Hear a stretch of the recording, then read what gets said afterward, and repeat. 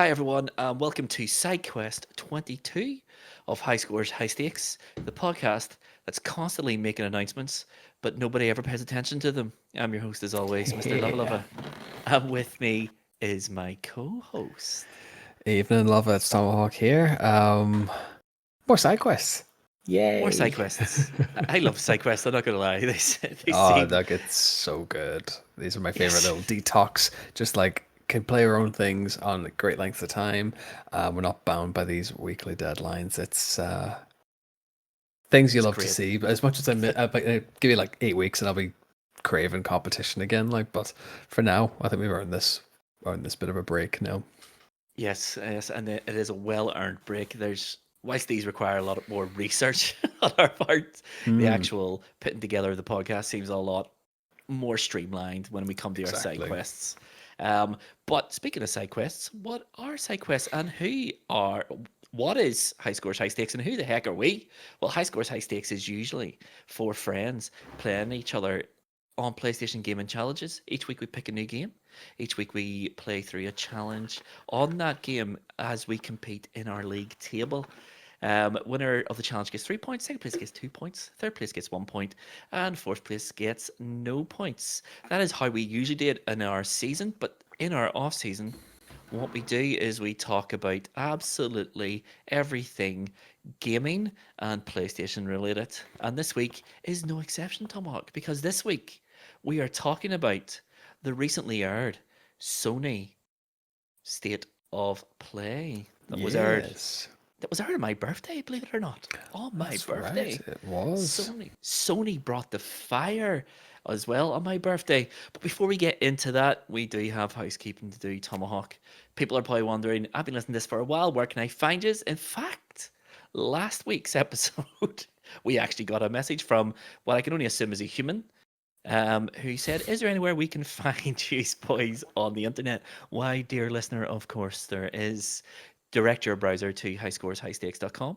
And on the top of the homepage, you'll see a whole load of icons that will bring you to different web pages there where you can find us. So there's Twitter, Twitch, Instagram, Discord, YouTube, the whole heap. The whole heap. So if you want to find us anywhere on the internet, highscoreshighstakes.com is the place to go.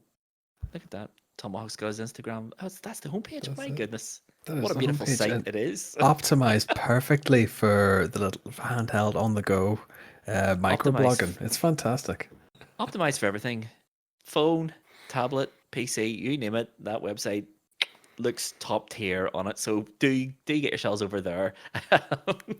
I've lost my train of thought. Yes, if you have listened to this for a while and you haven't yet give us a review of whatever star value you think we're worth, please go and feel free and do that now. If you're feeling extra generous and you want to give us a written review, that would be wonderful. I have no idea what they do, but much bigger podcasts than this ask for them, and I'm not above it myself. So if you've done all of that, and I'm sure you already have, dear listeners, because you are a dedicated bunch.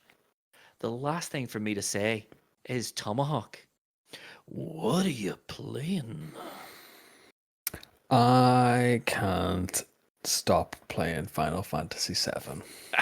It's the hook's in big time now. I was saying to you boys on chat over the last week at least anyway. I was on chapter 9, I think. It was in the Coliseum anyway. And next thing Mhm. you know, I text you boys into the group chat and went, hold on, I have to find a house. Like Yes, you now, do. bear in mind, the listeners will probably know I've never played a Final Fantasy ever. So needless to say, when you fight these like this gauntlet essentially, Yep. and you think animals, thugs, goons, that kind of stuff, all well in Cloud and Aerith's wheelhouse. Mhm. Next thing is a 2 up, 2 down, just fighting Incredible. house. Yeah, it was yeah. Um, the game is definitely something. I'm kind of half still waiting for the plot to reveal itself, but I feel as if that Mhm. is just a Final Fantasy trope at the end of the day. Yeah. Especially this is going to be over 3 games now as well. It's definitely a hangover from its PlayStation 1 roots. The house was a regular enemy. You bumped into a lot of them in the junkyard in the original game. Just houses. Just Okay. I don't know why they went with houses, but they did, and here we are. One of the hardest bosses in the game Oh, it too, was so apparently. difficult. I know, like it's one of those ones that the commentators, as you're fighting it, gives you the clues on how to do it. Like you have to use the opposite element that the house is showing to Yep. stagger it. And here's me not paying attention. I'm hacking and slashing, and just the fire elements are what I've maxed out basically. So I was just firing infernos at them and doing no damage, and it was actually healing because of it. So that boss took far longer than I'd ever care to admit now. But my playtime on this, actually, I'm a bit further on now. I've just done the Go Big Spectre at the train yard boss. Mm-hmm. Mm-hmm. Uh, my playtime's looking at about 18 hours, and I'm not entirely sure where that 18 18. hours, 18, 1 8. I'm not entirely sure Okay. where that 18 hours has gone, if I'm brutally honest. That's it's quite far into the game for only 18 hours. Like that's quite rapid. Yeah, I So it didn't is. think it was that bad, but I am miles behind you. I have just got onto the second Mako reactor. okay. And I think I'm about 10 hours, maybe 11 into it. I think So, there's a lot to be said about my playtime, whereas I'll just hit the command tab where mhm. everything goes into slow motion, and then I think I just kind of like forget what I'm doing for long periods of time. So that probably explains why I think most of my play stats are a bit skewed at this point. But the game's great. I It think is. it's very PS1, sort Yeah, of brought yeah. to life in the PS4 era, like. But great game. Can't fault it. The other game I've been playing is Dredge. That came to Oh, on PS Plus. Yeah. That came to PS Plus there last week. I had played the Chapter 1 demo. So I've Mm-hmm. basically just gone back and repeating that now. It's gorgeous. And it just is like put the feet up, kick back, catch some fish, uncover the mysteries of the town you've been shipwrecked on. Yep. And the art style is gorgeous as well. It has this very dishonored vibe to it with this, for a fishing simulator, what I felt like it was, has this kind of what I feel as if it's going to be a lovely little story, mystery Mm-hmm. esque. Well, TBC on that one. We'll see how it goes, but something else to kind of cleanse the palate, really. Yeah. Dredge, I think, on Steam is definitely sitting on overwhelmingly positive reviews. It's like sitting at like 94%, I think, on Steam. It's Okay. wild popular. It's meant to be great. I didn't even realize it was on PlayStation Plus until I was scrolling through it, I think last night. And it's like, oh, Dredge is here. And also, Yeah. Two Extreme is also there. Incredible. The PlayStation One classic. Um, I have been playing. I've also been playing Final Fantasy VII Remake. It is spectacularly good. It is unbelievably good. And the best part is as I'm playing through it, because I have played the original. Um, I'm kind of trying to place where I am with regards to how it looked on the original PlayStation, if that makes sense. Okay. Yeah. Um, Yeah. and sometimes it's just completely unrecognizable. Obviously, this isn't it is it's called the remake, but it's not really a remake. It's a complete reimagining of Final Fantasy VII. So they went into a lot more detail. So there's some areas in the remake that just don't exist in the original, if that makes sense. Yeah. Um, it's utterly magnificent. It is just so good. I am absolutely loving every second of it. I think the combat is just incredibly compelling. And I know there's a lot Oh of people out God, there I. going, "Well, it's not Final Fantasy because it's what is it they call it? Final Fantasy May Cry and all this here sort of business." The combat system's unreal, But I like unbelievable. that though. I like this idea of reinventing the turn-based fighting games because it sort of forces you to think on your feet of where you are with magic points and where everyone else is at with health, Hmm. and you're not bound by a turn structure. You're not bound by that kind of order of things. So I love it. I think it's great. I can't Yeah. really fault that combat. I think it's good progression of the fighting system Yeah. basically. Yeah, it's brilliant. Its fighting system is like Kingdom Hearts, only way more refined. And there is still a few elements of the turn-based nature of it. You can only use items and spells whenever you fill one of your bars up as well. This is just Oh to yeah, sort yeah. of hark back to this isn't your turn yet, and I just love it. I think it's great. I have literally got, as I said, the second Mako reactor. It's really awkward saying Mako because throughout my entire life I've been calling it Mako, but no, the voice actors in this game call it Mako, and it is. I always have to think about how I pronounce that word. um, that's progress, isn't it? Really, that's what That's progress it. looks like. Making podcasters and internet people reconsider how they pronounce every single word. Apart from that, I've also been playing Multiverses, which is of course Oh, the Warner you've hit Brothers. that hard now. I Oh over the my last couple of weeks. goodness gracious me. It is my most played game since it released. It is not my style of fighting game at all. It is, for those who don't know, it is a Warner Brothers universe, Smash Brothers. It is a platform beat 'em up. Some people would begrudgingly call them a party beat 'em up, but eh, it's so good. It is so good. And because it's new, they're giving you like fighter. There's all sorts of currencies in this thing. So there's a premium currency called, I think it's called Gleamium, which Hmm. is unsurprisingly you can't gain it in the game. You have to pay for it. And there's fighter credits, and then there's like I can't remember what they're called, but there's these other credits what you can use to buy sort of like cosmetics and stuff in the shop. But they're being really generous with fighter credits at the minute because it's new. So right now, I think I've unlocked two characters for absolutely nothing, and in about 2 hours of gameplay.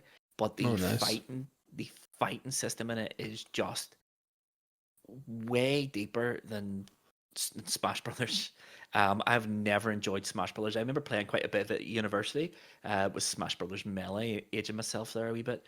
Um, but yeah, I've never really got on with Smash Brothers, and I have tried. I have tried. I bought Smash Brothers on the Wii U, and I bought it on the 3DS. And I think between the two, I put about 4 hours into it. I would Ah, say yeah. I've played 4 hours of Multiverses this week. It is Yeah, it's fantastic. one I need to kind of go in and put the time to, but there's something about these games that they play roughly the same. These like Smash Brothers esque Hmm. games. I don't need a weird handheld tutorial to go. Here's how everything works. I just kind of want to get stuck in, and the game's Hmm. not letting me do that as quick as I would like. But it is one to get back into. I think at least start putting a few hours into it. You and Sherry, I do remember you were both saying it was on the PS4, if I remember correctly, and it was pulled, It or was, what's the yeah. So story it there? right. So it was released. What year is it now? 2024. I want to say it was released around about October, November, 2022. Okay. And they just released it, season one, and it started off really well. I mean, they had a fighter pretty much every month, and they were adding stuff at a brave eye clip. And then February 23, all of that stopped, and I mean all of it. They didn't update the game. They made no balance. They addressed nothing. And then suddenly, in I think it was April or May last year, they announced that on June 2023 that it was going to be pulled from stores. So they pulled it off Okay. of everything because this was only a beta and they couldn't fix everything whilst it was live. So they were going to pull it from the stores and then fix it and then put it back out, and it was gone for a year. Oh, And then way. it's come out in way better shape. So the release it came out initially was literally just log in, fight other players, and there was nothing else to it. And I mean nothing. Yeah, There yeah, was bare no bones. practice. There was no practice mode. There was nothing. But in defense of the developers, and I think they're called Player First Productions, I think is what you call a developer. They listen to all the feedback. They've added a single player mode. They've added the lab. They've added a tutorial, which is really short. And I mean, you can complete that tutorial in about 2 or 3 minutes, and then it just goes, go have fun. Um, Nice. the Okay. the single player mode's called Rift. The event is Joker. So Joker has took over a multiverse, and you have to fight your way through to defeat the Joker. It's really good. The single player is really fun, and it is tutorializing through gameplay. So every mission will have you do different things. So there's like obviously there's fights, and there's these levels that sort of teach you the mobility of your fighter. So you have to jump around. It's basically a platform level. You have to destroy shields or stars or barrels, whatever it might be. But it is, yeah, it's really, really good. A lot deeper than I thought it was going to be. Usually these things are not shallow, but shallow Yeah, until you get to like top level. Where there's a lot to this. Every fighter feels totally different to one another. There's about 5 or 6 different classes of character. It's really good. It's surprisingly good. I went and expected not to like it at all, and I think I've downloaded it on my PlayStation. I've downloaded it on my Steam Deck. I've signed into my Warner Brothers account on both. It is cross-play. It is cross-progression. It is fantastic. I'm good playing it stuff. every second that I possibly can play it. It is unbelievably good. I'm really, really enjoying it. Let's see how long it lasts Oh, before we go yeah. back to Street Fighter. Street Fighter But 6, yeah. but we'll see how long it lasts. But it is a nice wee Cool. palate cleanser, and it's not as hardcore as Street Fighter. You know, I've had some really good fights online already. It's brilliant.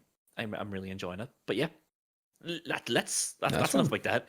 We have enough games to talk about, thanks to Sony announcing their state of play on the 28th for the 30th of May, and then they came and brought. I think I counted 14 games in 35 minutes. So I think what we did this time last year for this was we sort of skipped around a bit and just picked the games that we were interested in and talked about Yeah. them. I think what we should do is they didn't really show an awful lot in great detail in this show. Some of the games shown are coming in 2025, and they're literally just like vignettes. Yeah, So I think just what like we a wee should do, VT, yeah. we'll just go through the entire state of play. We'll talk about every game on it in the detail we believe it deserves, really.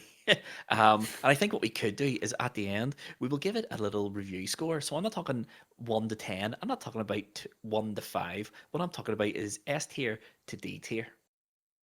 I think that's what we should do. Because this show, I think there's a bit to be said about this show. Was it Yeah, a absolutely. vintage, oh my god, what am I watching show? No. Was it a dreadful, dreadful, dreadful show? No.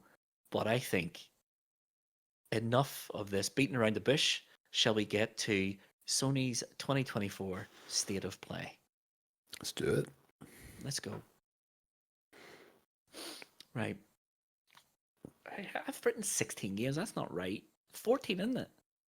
I have 13 according to the screen here, according to the PlayStation Store screen. 13.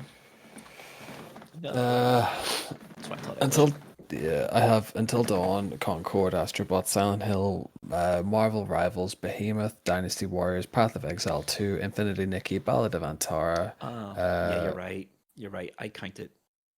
I've written PSVR games, and it's counted it as a game. So that's number 6, and then 7, 8. That's what I've done.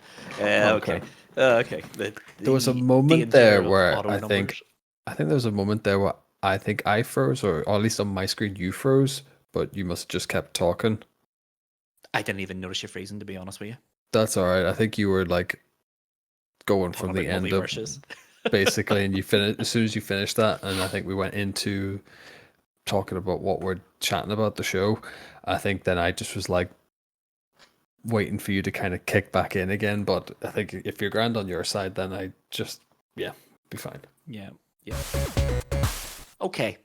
Sony's State of Play 2024. To my knowledge, this is the big summer show for Sony. To my knowledge, they haven't announced anything for Summer Games Fest, which of course starts this Friday. That's Jeff Keighley's baby. The thing that was going to be better than E3, but has slowly just turned into E3. It's now a E3 weekend where 2.0, yeah. it's just a weekend where they show game trailers. That's really it. Oh Jeff dear, Keighley dear, dear. sold us a dream and give us what we already had. And the only man benefiting from it is Jeff Keighley. But here we are. We're talking about it. We're giving him exactly what he wants. Because we've That's no it. choice. It's because we're gamers. And Jeff Keighley's weekend is Gamer Christmas. I think we said this last year too. It is Gamer Christmas, right?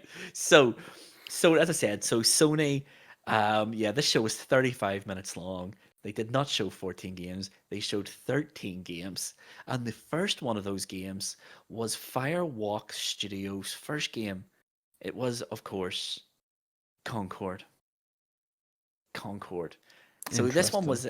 this one was an interesting reveal because they sort of like did two different things and two things that I wouldn't associate with this type of game at all. The first one was this like 3.5, 4 minute vignette of world building where they introduced the characters, they introduced who they are, what they do, and it built the world and it looked Oh, unbelievably good. crazy good. Yeah, It absolutely it amazing. looked fantastic. It looked like Guardians of the Galaxy, but not Guardians of the Galaxy. Like It it's kind sort of of looked like like the Sonyverse version of Guardians of the Galaxy. Yeah, yeah. yes, like this uncanny valley sort of Guardians of the Galaxy. It was really lighthearted, really funny.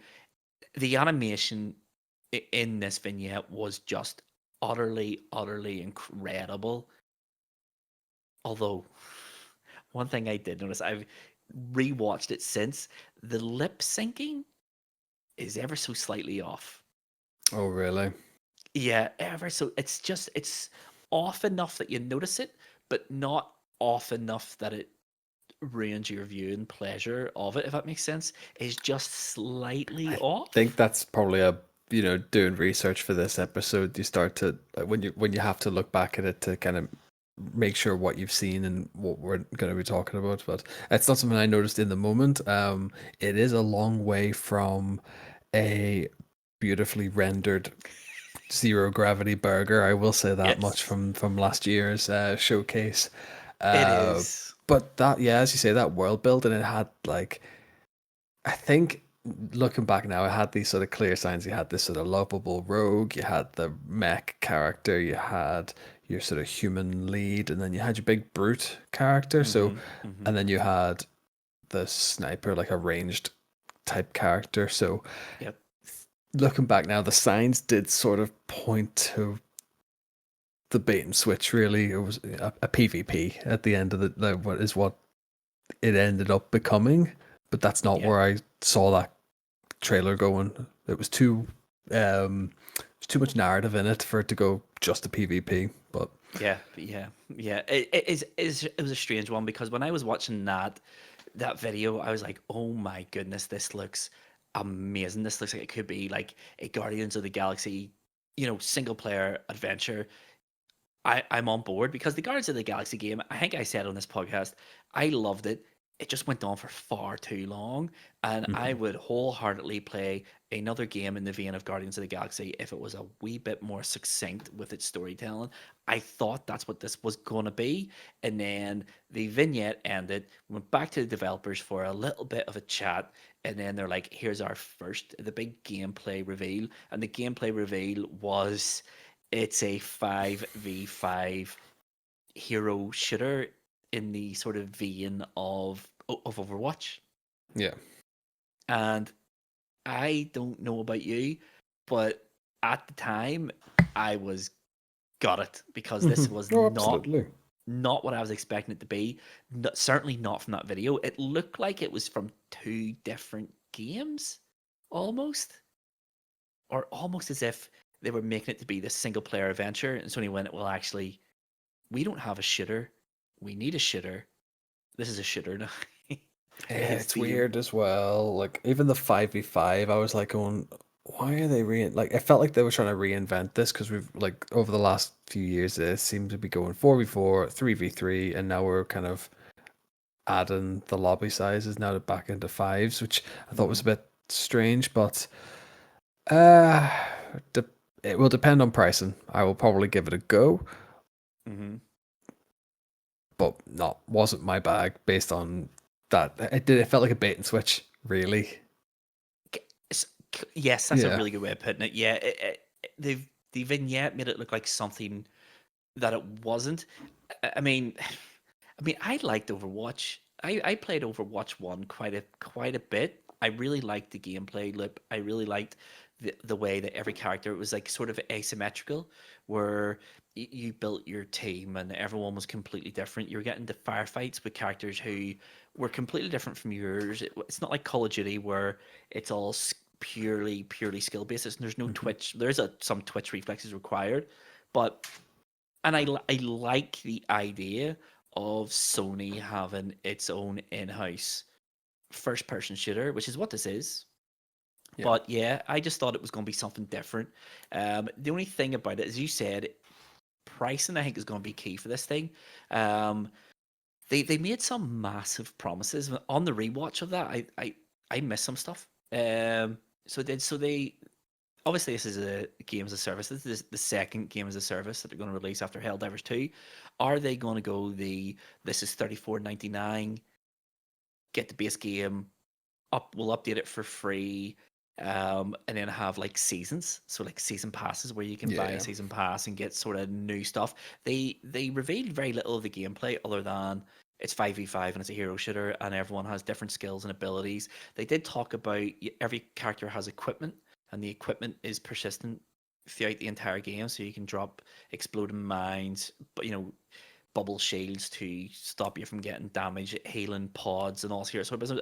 It does sound really, really, really interesting. But I'm just thinking, we have Overwatch, we have Apex Legends, another hero shooter. I know it's a lot different. We have Rainbow Six Siege, which is again a team based. They call their heroes operators, and that. Do we need a Yeah. fourth one? Is there room for a fourth one? It'll be interesting. I think the proof's going to be in how keen the player base are. I know that the devs did say this is gonna have a live story. I think it's gonna. Mm-hmm. They did say each week they're gonna sort of put in A wee character vignette. development in like new VTs and cutscenes, and that's quite cool. Yep. But if you skip a week, you're missing story beats, and I think that's gonna Yeah. impact sort of passive players. I think really, or that if a passive player's not gonna care. So Y- two sides of Yeah, that coin, I suppose. yeah, and this is it. It's like yeah, so that's one thing I was going to talk about next is they did say that every week they will have a new character vignette to build the world, the relationships, and the characters. And as you say, yeah, yeah, you're going to have the hardcore who are playing this game for the sake of playing it. Once a vignette starts, they're just going to hit X, skip it, play the game.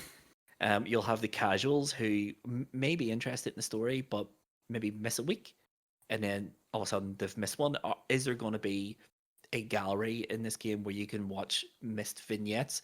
I would say probably, because the way they've worked Helldivers, where if you miss an event, you will get your rewards anyway. So I'm hoping to do something like that. Are these vignettes going to be entirely in game? Are they going to put them on YouTube? Are they going to put Yeah. them on the website? I don't know. My bigger concern for the stories, instead of all that, is the quality of that reveal vignette was incredible. How are they going to churn them out at that quality every single week? Yeah, that's it. They must either have a ton of it already done in backlog, but I who don't know. knows? Yeah, I don't know. How far ahead do you plan these games? Because what happens, this comes out and it disappears without a trace. true. You've They've That's been making it. all this stuff that's probably never going to be used. Sony, they're not as bad as other companies, but they do know when something isn't worth persevering with anymore, and they will just cut it. They will just cut it. I don't know. It releases really soon, so we're getting a beta in July. Yep. Um, and then it launches fully on August 23rd, 2024, which is Well, so it's a 4 or 5 week really, beta at least anyway. Yeah. yeah, really soon. I'm interested in it. I think it could be really good. I just hope that the players out there, there's a player base for it, and that they take to it and they don't just go, I've got Overwatch. I That's don't it. need It's you. But yeah, I would like to see it. The pedigree behind it is incredible. So it's Firewalk's first game, but Firewalk are made up of ex-developers from Bungie and Activision. So you have I think the lead sort of designer from Destiny is. is their CEO basically, and you have Okay. so they've worked on Destiny, they've worked on Halo, they've worked on Call of Duty. It's got all the pedigree in the The world. pedigree's there, yeah. The gameplay that they showed looked really interesting. It looked like a mix between Overwatch, Apex, and a little bit of Halo. The way the characters move around, I don't know. I think it has the pedigree. It looks stunning. Like the gameplay looked beautiful. It just the graphical fidelity of this game is amazing. It is also going to be. Is it Sony's first non PS4 release? Helldivers 2, Yeah, maybe. So I think this is the year 2024 is going to be the year where Sony cuts ties with the PlayStation 4 I think so. I think for there's a first few of party these. stuff. There's a few of these that we're going to Hmm. start looking into that they're definitely PS5 only. So it could be Yeah, the beginning of the end. I think really for especially with the titles that are coming up anyway. yeah, yeah. I think for me personally, Concord is if it's 34.99, 100% I'll try it. But if it's 69.99, I'll probably try it when it comes down in price, which Exactly. could Yeah. be a month or it could be a year, depending on how popular it is. But we'll see. We'll see. It looks good for what it is. It's not my cup At of face tea, but value, yeah. it's not my cup of tea. I'm not counting the days until the beta starts, but we'll see. We'll see. That's We'll it. see. Oh, it's also coming on PC day one as well. So PlayStation 5 and PC, smart. It's a smart move. Cue the backlash of the you need a It PSN will account, but it will require a PSN account, which is a theme throughout the show of the games they announced for PC will require a PSN account. So PC players, let's see how strong that resolve is because oh this yeah. next game also requires a PSN account. And it is God of War Ragnarok is getting a PC release. And it releases on September 19th. I And haven't played it Ragnarok yet actually, but it is going to do gangbusters, in my opinion. oh, I would say so. I would absolutely say so. Now, my brother-in-law, he's very predominantly PC player, but he's big fan of the God of War series. Loved the reboot. I think as soon he was like pretty much confirmed to me he was gonna get Ragnarok day one or thereabouts at least anyway. You better sign up for that PSN account because it's Well, he coming, has boy. one, and he still gripes. He is the same with Helldivers. He had one, has a PSN account, and still gripes that he needs it. And I'm like, I but mean, you have it anyway.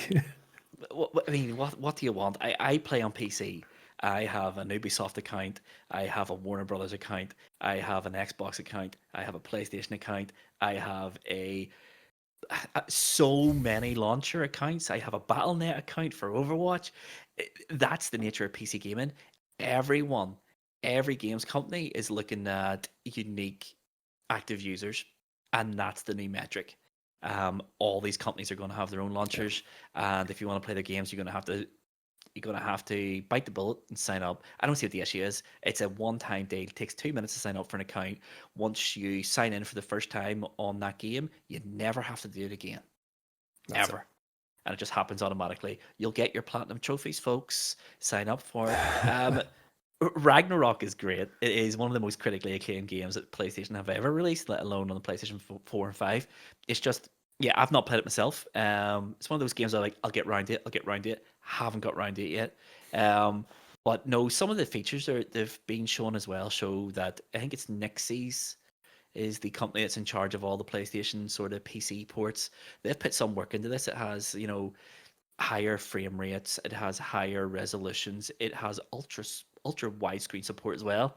Let's hope it runs well. But PlayStation's previous track Yeah, record on these games is that they require hefty amounts of that's RAM it. and GPU overhead.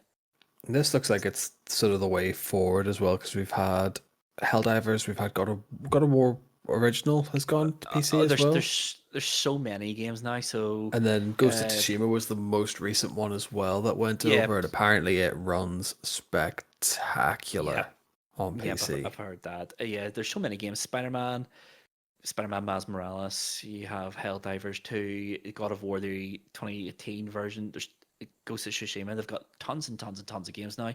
I really like the way Sony are approaching this. I think God of War now is what 2022, so 2 years old. It's probably done what it's going to do on PlayStation. Me and you'll buy it, but we'll be buying it at £15. Let's be honest. Exactly. Yeah. 15, 20 quid. I'll 100% pick it up. So why not just throw it onto another system, charge them 50 to 60 quid, and give the game a second lease of life. They get the Valhalla DLC as well with it, That's which is all fine. It was included as well. Yeah, it was a that free came out at drop anyway for yeah. Christmas for it, yeah. But no, good news for gamers everywhere. PC Master Race. Let's see how strong your resolve is, because this game's meant to be incredible. Let's see if you're That's going to it. hold off on. I don't want a PSN account. I guarantee you, 3/4 of the ones 3 or 4 weeks ago, Garnin will be the first ones in line. Oh, Sony, here's my details. I'm an active monthly user now, so I am. And It's gonna get speaking cancelled. of It's gonna get cancelled.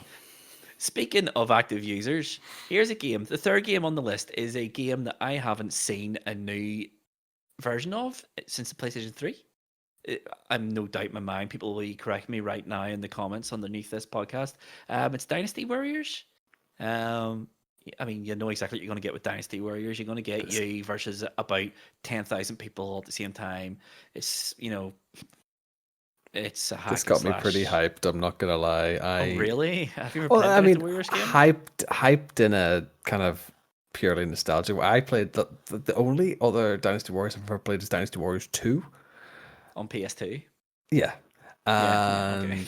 And it was just that silly hack and slash, yeah, UV 1,000 people just kind of hitting combos and points and no real kind of progression or anything required. I You mean, just threw yourself on and just got new gear and equipment and just yeah, kept on going. As soon as it looks great. it does look good in fairness to it. I probably personally won't get it, but I think it'll be a bit of a throwback for the likes of probably people like me who have played it once and went, I quite like that as a small child. And I think there'll be a Twitch community or something for it at least anyway. Oh, it's a franchise that has its fans. I'm not one of them. Exactly. It is a game that always looks super, super, super impressive when you see it. You're like, wow, that game looks great. And then you play it, and it has all the substance and all the depth of a puddle. It has nothing that would entice me into it. It looked fine. Like it looked fine, but it's a Dynasty Warriors game. You know if you like it, you know if you don't like it, and I don't think this is going to change anybody's minds. It didn't look spectacularly good, but it looked good. It looked fine for a Dynasty Warriors game. I've no interest, absolutely zero interest. Yeah, it's a 2025 release as well, so this one Yeah, probably still has a bit of fine polishing to do. Just looking at some of the spec on it here, it's offline only. yep, In-game purchases, yeah, single player. of So you know course. exactly what you're getting with a Dynasty Warriors game, to be honest. Yeah, yeah, I've absolutely zero interest in it, and I'm just thinking there. The last Dynasty Warriors games was on Nintendo Switch. I think it was called Hyrule Warriors. That's right. Yes. Yeah, you remember? So I think it was like 2019, maybe. So 5 year gap or whatever it is. But yeah, absolutely zero interest in it. And speaking of games, I have zero interest in. The fourth game was a game called Infinity Nikki, and it was I talk described about as this is a game of the year. it was described as an open world dress up simulator. Now, I don't know if you're aware, because I know I wasn't until researching for this episode. Nikki is a substantial star in the mobile game sphere, I where did not know that. she is essentially a mobile phone Barbie, and this game is just the next logical progression in what is essentially a mobile phone game.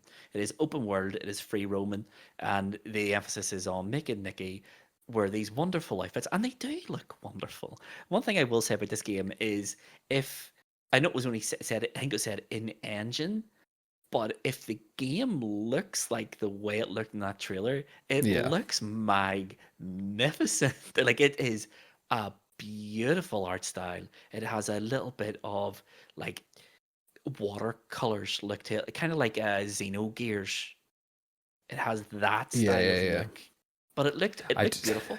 I just remember Cardinal because we were all on chat, sort of talking about it as it went on. This is clearly the point he chimed into the state of play and went, "What is this anime garbage? I have no idea what's going on here. Explain this game to me." Yeah, yeah. It looked. Fair state. I've so little interest in this. It's not even funny. I have a wee bit more interest in this than I do Dynasty Warriors because at least this game looked good. One thing I will also say when I was rewatching the trailer today, the music, the music is spectacularly good.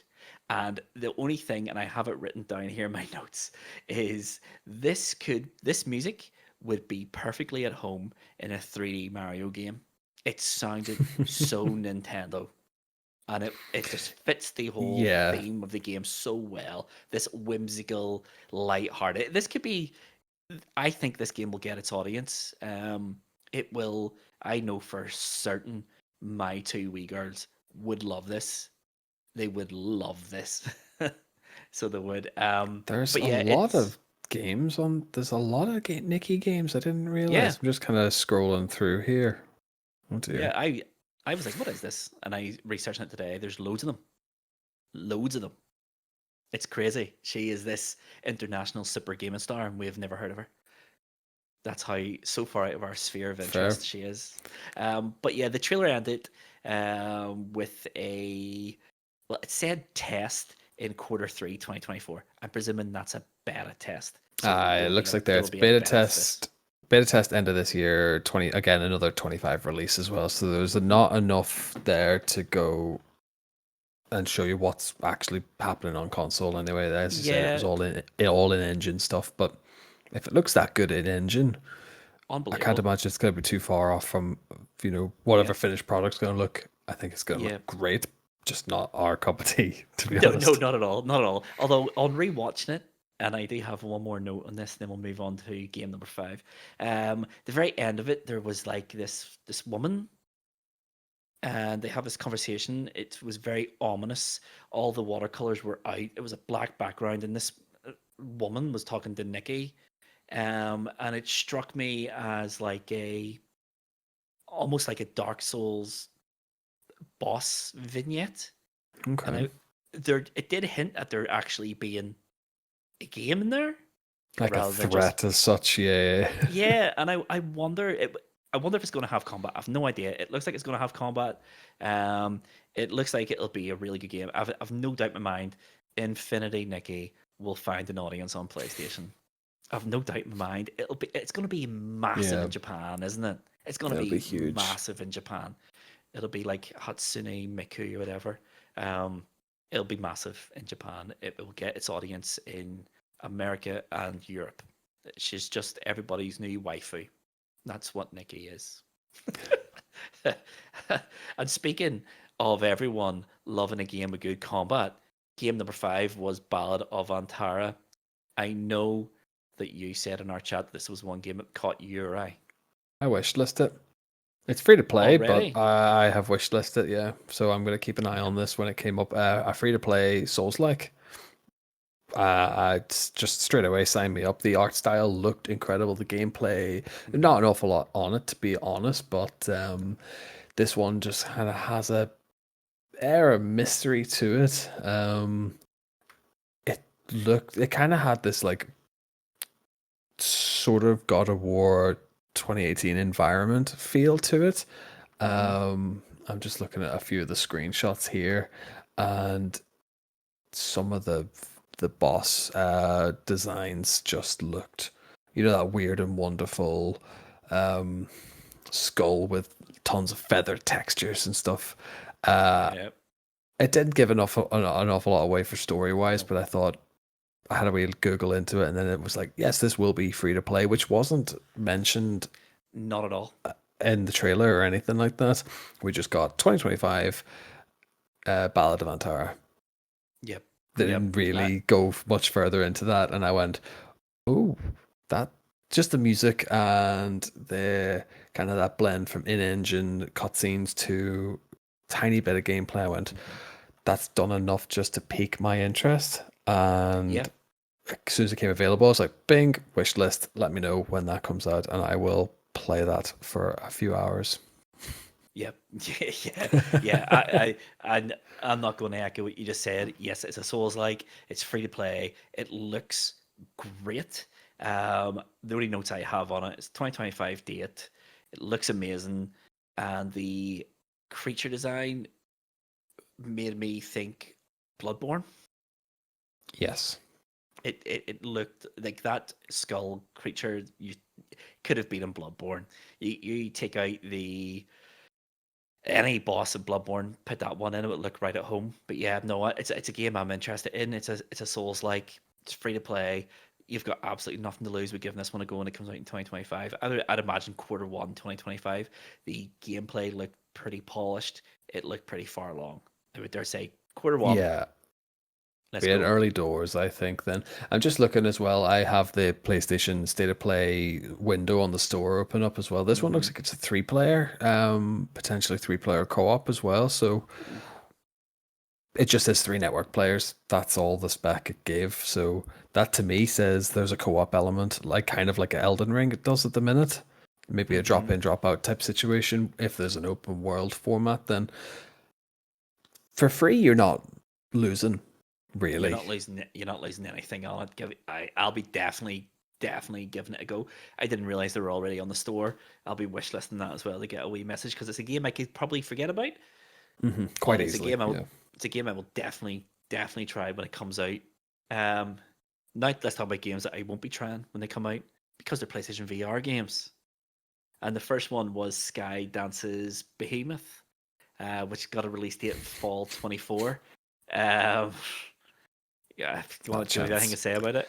I remember seeing who what else they did, and immediately I shut down because I was just like, these aren't good games. I can't imagine this is going to be a good game. And I will always stand by this. I'm not paying £500 for a VR system. It's as Okay, simple as that. fair enough. Fair enough. I did buy the PlayStation VR on the PlayStation 4. I thought it was great. I thought the library of it made it a very worthwhile purchase. Um, Behemoth looks good. I think it looks really interesting. I think the graphical fidelity is really good. I think the vignette had some of the greatest acting lines I've ever heard outside of Resident Evil 1. Here's a few of my favorites. The power of our god is immeasurable. My personal favorite. I think possibly my favorite video game voiceover line I've ever heard. The poison in my veins begs me to kill. That was a good line, actually. Yeah. It's just the most ridiculous thing. I have no idea what's going on. All I know is it looks like Shadow of the Colossus type thing. There's these big giants. You have to go, presumably, fight your way through a level, kill him as a boss, move on to the next one. Let's hope it's not as emotional as what Shadow of the Colossus was. It looked fine, but it's a PlayStation VR game. Um, and worse than that, it's not a PlayStation VR exclusive game because it's coming out on the Valve Index, it's coming out on the Oculus, and it's coming out on whatever Facebook call their The VR meta headset these thing as days, well. Meta Yeah, yeah. Quest. So it's coming out in everything. And it led in perfectly to the next VR game, which was a little bit more interesting, to be honest. It was This did. Alien Rogue Incursion, which also comes out in fall 24. I'm presuming it'll come out around about the same time as the new movie. Yeah, I think we're looking at tie not so much a tie-in, but it's going to work part and parcel with Romulus. Correct me if I'm wrong on the title there, but it gave little to nothing away on that. But I think me and you are very much massive fans of Alien Isolation. I think in a Yeah. VR situation, that's going to be horrifying, but horrifying in the way that that's going to be have so much replayability, I think. Yeah. It's one of those things. I remember when Alien Isolation was coming out at trade shows. They had like a big alien egg pod. People would go in, put on an Oculus Rift and play a little teaser of an Alien VR game that never came to light. Here it is. It could be interesting. They showed about 5 seconds of a game on it, though. There was absolutely nothing to show of it, and it comes out presumably in the next few months. Um, so I don't think it bodes very well for the quality of that game if that's all they're willing to show, and it comes out that close to the reveal of it. Could be really good, but again, it's not PlayStation VR exclusive. It is on every VR headset currently on the market, and this Yeah, leads me this on. one doesn't. I was just saying again. I'm just looking at this. Doesn't give actually anything to plot whether or not it's even a follow-on for, or is it just going to be like a half hour or like an hour long short? Experience. Yeah, Um, basically. I think we've moved past the half hour long things in VR. So I think it is a game. It will be a game. Will it be a very long game? I don't know. Will it be very entertaining? I don't know. I'm just worried about it because they had so little to show. But it is like a really strong franchise. Alien would make me consider buying most stuff. I mean, I've went to see every single Alien movie that I can in the movies, even though the most recent two have been dreadful. Am I going to go see Romulus? Yes, because I it's have faith. Alien. Sidestepping from the gaming side of things, I'm really, really all for Romulus because of the. It's Fed Alvarez. It's Evil Dead vibes. Uh, Sign me up. I think it's going to be such a different approach to an alien film on a film side of things. But that's my piece. That's my Yeah. tangent done. So, whilst you have faith in Romulus, what I don't have faith in is the PlayStation VR anymore. I think this is Sony kicking it out the door, and I think this is the first nail in the coffin for PlayStation VR 2. I just don't think Sony are going to support it anymore. This is its big summer showcase. They showed two games. Neither of them look particularly amazing. I mean, of the two, Behemoth looks the most promising. It looked like the most like a game. Yeah. But I mean, I don't know if you saw it afterwards, but I think it was either this morning or yesterday. Sony announced that they are going to release a PlayStation VR PC adapter, 59.99. Plug it into your PC. Use your PlayStation VR 2 headset on your PC with your Steam VR library. So Okay, that seems a I think bit. this. I think this is it.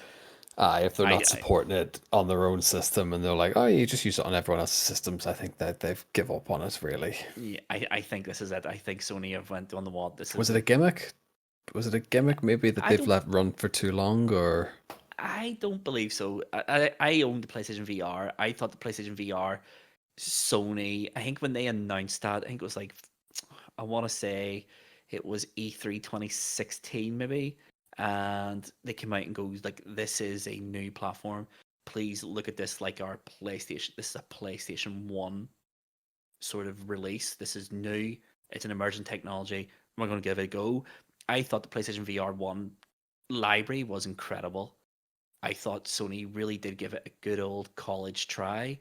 Um, I just don't get the same sort of energy and love for the PlayStation VR 2 at all. okay? Yes, it came out with a Horizon game, which wasn't very good by all accounts. But since then, they've never talked about it. They've never bigged it up. They've never really shown it anywhere. With the PlayStation VR, remember they had the PlayStation buses and they were driving around Premier League football grounds and opening the bus up and getting people to play it. Uh Remember all this? This they've done nothing. They're just sort of like, here's a £450 VR headset. There's a game with it. Go play it. I don't care what you do with it after this. And this is just like, I feel like this opening up the PC is sort of Sony's way of going to all the early adopters. We know that we've kind of shafted you on this one, but go play a PC games on it. And I think there's a market for it. Would I buy a PlayStation 2 VR headset to play Half-Life Alyx and stuff like that? Yeah, I would. But I just don't think. I think we've hit the tipping point now for VR. I think this is Sony sort of quietly, eh, backing out of the room. Effectively, yeah, they're that's it. driven their PlayStation VR to the forest, They've opened the back door. The PlayStation VR's jumped out. They've slammed the You're door and free. sped off, and they just sped off into the distance. Player PlayStation VR's going. That's fair. Oh, what do I do What now? now? It's took one step into the forest, and there's the PlayStation Vita. Rest in peace, my friend. Come, friend. PlayStation Vita deserved more than what Sony give it, and I R.I.P. think kiddo. I think PlayStation VR 2 deserves more than what Sony give it. I think that's it. I think it's dead. Yeah, I think unless Sony want to drop the price to $49.99, no, I won't be picking it up. There's no point. There's no point. It's ambitious. dead.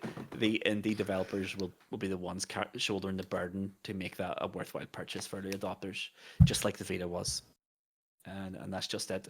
Um, Speaking of things that may or may not be dead on arrival, is game number 7, which was Marvel's Rivals, another Overwatch clone.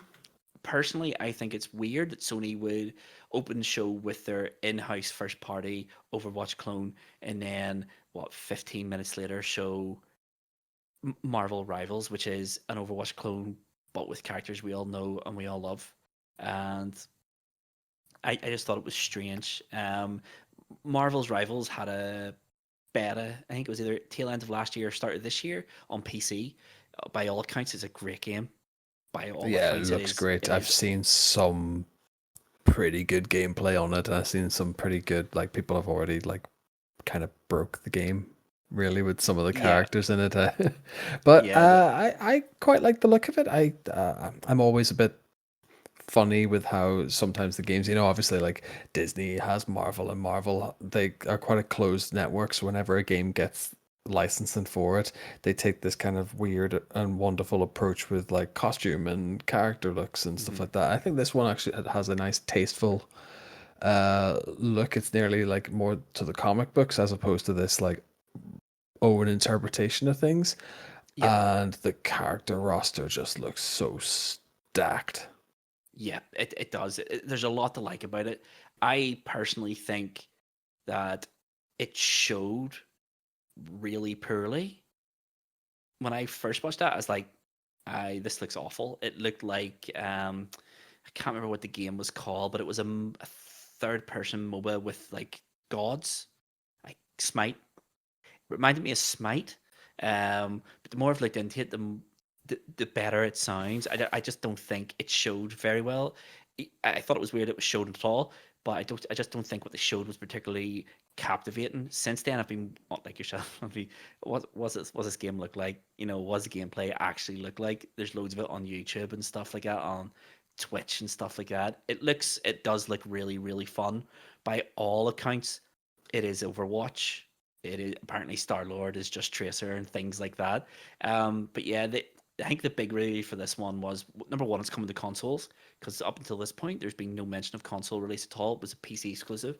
Um, there is a PlayStation exclusive Spider-Man outfit. It's Scarlet Spider, and then they announced Venom and Adam Warlock as playable characters. So that Yeah. was the new information on this. It has a closed beta on PlayStation 5 in July. Closed beta, I'm presuming you'll need to pre-order it, get your beta code, and then you can play it. So I might just do that. And if it's I'll not give my it a cup of go. tea, cancel the pre-order. Thank you very much. I quite liked though. Just you said that you had looked at the gameplay. If it's the same sort of gameplay, I think you've watched. People are playing as Doctor Strange, hmm opening portals through hmm doorways, and then just like the corresponding doorway off the edge of the map, and everyone just Yes. runs through the door, just gets launched. Yes. It looks really fun. I just I don't think it think, showed particularly well. I think the trailer was poor. Um, yeah, I think because they know Personally. that they've got to big up the. I imagine this one's going to be all platforms really.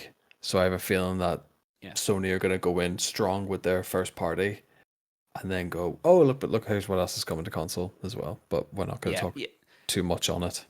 Yeah, and they didn't. There was absolutely nothing said on it. Here's a trailer. Bye bye. We'll get on to the next game. Yeah, Um, yeah, it looks good. It does look fun. It'll need balanced. But that's why they get the do betas and stuff to see how people breaking this game. How do exactly. we stop that? So there we go. On to our next game then. Game number 8 was Where Winds Meet. This was a cinematic reveal. Just there was no real This one gameplay or didn't nothing that really. looked like gameplay. Possibly the big fish boss. This could is have how much potentially it been. didn't really register with me because may have I thought this came after Infinity Nikki. So when I was watching this, I actually thought this still was Infinity Nikki. And I was just like, this game took a really dark turn all It's of a a stark sudden. turn. Yeah. So I've just been having a quick gander at this one, just open world RPG. Okay, here's what I originally thought it was. I originally thought we were getting more Phantom Blade Zero because we Yep. got the Asian sort of aesthetic, Hmm. and straight away I was just like, oh my god, this is it. We're getting a release date for Phantom Blade.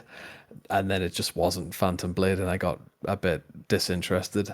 Um, Looking into this a bit further now, so it looks like it's going to be another free to play, another open world Yeah. RPG type, uh, JRPG, however you want to call it. The PlayStation requirements online, so PlayStation Plus needed, supports 10 players, in-game purchase is optional, SingStar microphone optional. So God Oh only my knows. goodness. I have plenty of them. I'm on board. So I God did not only know knows this. what they're actually going to be putting into this game now. Are they going to have like Spells? sing battles or spell? Yeah, it just seems like a really. Spells? Uh, it's been a long time since I've seen a SingStar microphone option. I mean, I have loads of them. I'll lend you one, Tom.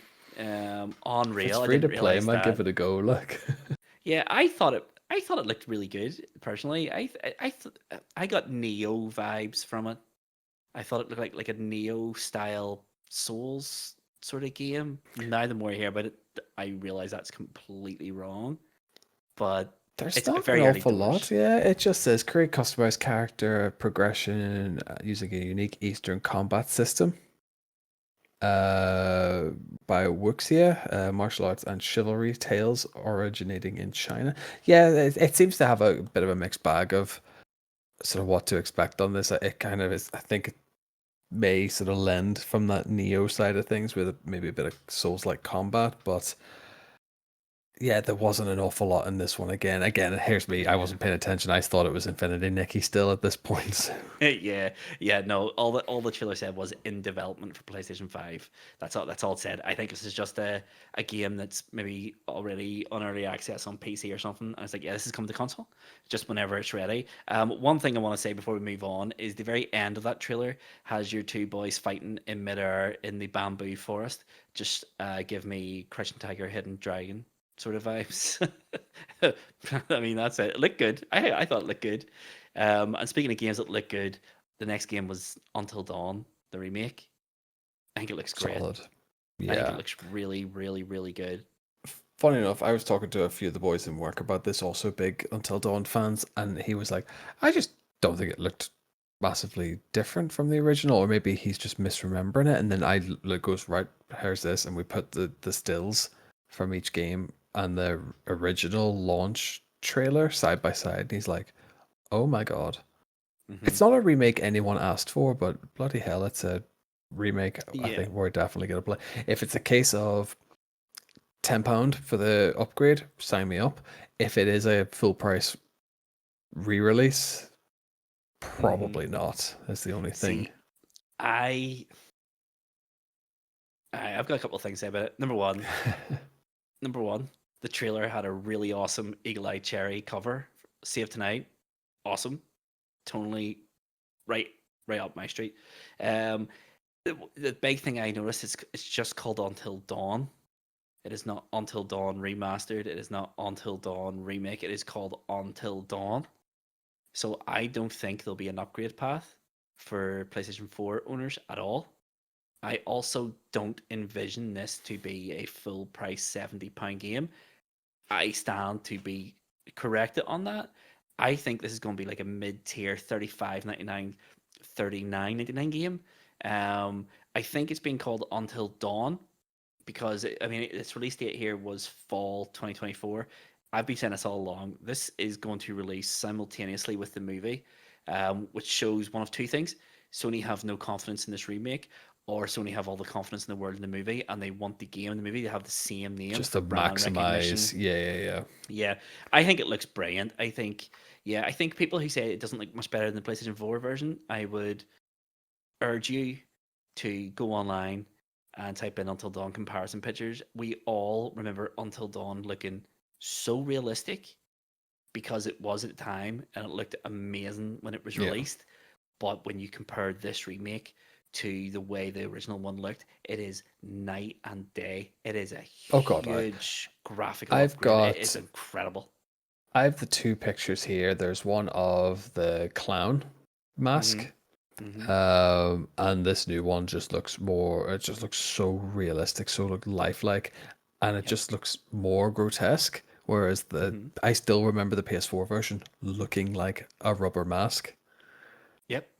And then the next screen grab we have is Hayden Panettiere. Yep. What I think what blows my mind is what they've decided to do is it looks like they've got them all in. They've gone and mocapped a whole load of new stuff. But it looks like what they haven't done is they haven't gone and de-aged them for the No. sake of the game. They genuinely look like they've just been plucked from today Yep. and put into that scenario again, which I think better, even better. It looks far more convincing that they've not just gone, well, these guys are now in their mid to late 30s. Let's de-age them to make them look like early, like Yeah. late teens, early 20s, that kind of thing, which Yeah. I'm all for.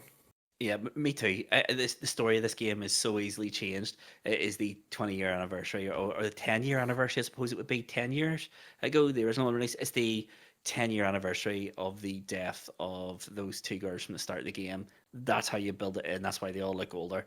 Bingo, bango, done. Yeah. That's how you write it in. I think it looks brilliant. I will definitely be picking this up. I will definitely be replaying Until Dawn with inglorious 4K. It looks amazing, in my Oh yeah. opinion. It's right up my. I mean, everyone who listens to this knows me and you love supermassive games. They know we love Until Dawn. I can't get enough of it. I want more of it. Give me this game, and let's hope that they've added new scenes and new surprises and new choices and things like that to keep it fresh Yeah. for returning players. I But want I think they new will. death animations. I want like new death sequences, that kind of stuff. Just Yep. keep the story, even if you kept the story beats the same. If you just were able to change like wee bits like that, just Hmm. more for fan service more than anything, really. Just Yep. keep it fresh, but without Yep. changing too much. Yeah, I'm all for it. Keep it coming. That's why I say keep it coming. Remake them all. um, so we'll move on to the next game. The next game was Path of Exile 2, which is an isometric action RPG sequel. Um, I I know nothing about Path of Exile other than it's meant to be absolutely fantastic. Is this one free to play too? Yes, this is going to be It a free to play. is. So this is what the trend sort of after the fact. I realized that a lot of these games are just going to be there. It is. Yeah. It's released. Have a blast at it. I have recently downloaded Path of Exile 1 just to kind Mm-hmm. of get a bit of a flavor for this. So that's it. Actually, it's fully online RPG. You Yep. go, you do your story, but your towns and stuff are essentially lobbies, and players can come in and do missions and side quests and that kind of stuff. And essentially, the long and short of the story is you are a character who has been exiled by the church, by some religious group, and you're told to find your way back from exile. But you pick a fighter class. Okay. In my instance, I've picked a witch called Of course. Tomahawk Oh because wow. The it witchiest name of all time. the witchiest name of all time is right. It's a bit of a step side from my usual. Tend to just go for the kind of barbarian class because Paladin I'm a type. Yeah. bit of a scrub that way. So I'm trying to push the boundaries. The same way when I'm played the trial for Baldur's Gate, I try to do something that's not Mm-hmm. just sword and shield. Something to just keep things a little bit different. I like how it looks. It kind of has that fake turn-based thing, like all of your attacks and your magic and stuff have meters and can run out. So Yep. early doors on it, but the game Path of Exile 2 did look great. It does. It reminded me of V Rising, but much more hyper realistic in terms of the graphical style. Yeah, I'm gonna show my age a little bit here, but it reminded me of the Baldur's Gate Dark Alliance games on the Nintendo GameCube. That's what it Okay. reminded me of. It's just that like isometric, like action RPG style. It looked amazing. I think. They also announced a few big like features here. So it's basically it's online, but you can also play couch co-op. It has cross-play, it has cross progression, and it's releasing this fall in early access, which and I am happy to be corrected on this one by anyone who's listening and goes, actually, you're wrong, Luvva. To my knowledge, this is the first early access game Sony have allowed on their platform. Oh, So interesting. So make of that what you will. Have they seen the success of Pal World on the Xbox earlier on the year and went, we need to get in this action? But we'll see. It looks really good. Is Path of Exile on? Is that free to play too, or is that on Path of Exile Plus is free. It's on Plus free at to the play? minute. Think it's free to play anyway. But I might yeah, pick that this up one and see what just it's seems like. to be a bit of a, just build on a. Obviously, there must be a fan base for this if they're making a sequel anyway. But Yeah, yeah. I have heard a lot of people talking about it. I've never seen it being played. I know very little of it. But a game that I know an awful lot on came up next. Tomahawk. This is the one I've been dreading talking about. It is Bloober Team's Silent Hill 2 remake. I have a lot to say about this. I don't know how coherent it will be. I've tried to make notes, but I struggled to get my thoughts down on paper. What did you think of Silent Hill 2 remake? well, we've had a bit of a up and down roller coaster on this one now. So we had the initial Silent Hill 2 is happening. We then had the sort of uh, opinion dividing combat gate of the last showcase. And then we Mm-hmm. have whatever this is, which has kind of put me back into a happy medium of this game because it looks like they've addressed a few issues from that last trailer that caused a lot of backlash. The Yep. There does look like there is a nice blend between whatever in-engine cinematic to gameplay. It looks a lot more seamless now. So that Mm-hmm. looks like that was massively addressed. That being said, the woman that James meets in the graveyard doesn't look like any human that's ever existed. So just food for thought there, Bloober team, if you're watching. She does not Yeah. look like a human or any other human ever. Yeah. Yeah. So this was a better trailer than what they initially showed. I will preface everything I'm about to say with that. This looks. This was a better sort of like showing for the game. However, and here's my issue with it, right? I have no idea what Bloober team are shooting for with this one. I've absolutely none. The messaging up till this point from them or Konami, whoever's in charge of it, they need to sack their marketing team because it's been awful. I have no idea if this is a remake, a remaster, or a reimagining because there's parts of this trailer where it looks like a remake. There's parts of this trailer where it looks like a reimagining, and there's parts of this trailer that looks like a remaster. It's all over the show. It's all over the show. There's something about this game that I it just gives me this bad feeling this game's going to be bad. And I don't know what it is because that trailer, everything about it was fine, but it was only fine. Um, the environments were the environments. Rough. This is going to sound like a really weird complaint about a Silent Hill game. The environments were really difficult to see. Now, everyone's going, "Oh, I know Bloober how and all that that." sounds on a Silent Hill Yeah, game. Yeah, yeah, yeah. yeah, yeah. But Silent Hill, the one thing I loved about Silent Hill 1 and 2 and 3 was the amount of love that Team Silent put into it. The environments, yes, they were covered in fog, but the environments themselves told the story. They absorbed you into the game, and they just made everything feel very, very, very believable and real. This one, everything I've seen, it looks like, and this is gonna sound weird. Everything looked like a film set. Like the facade of being real, but it's not. Does that make sense?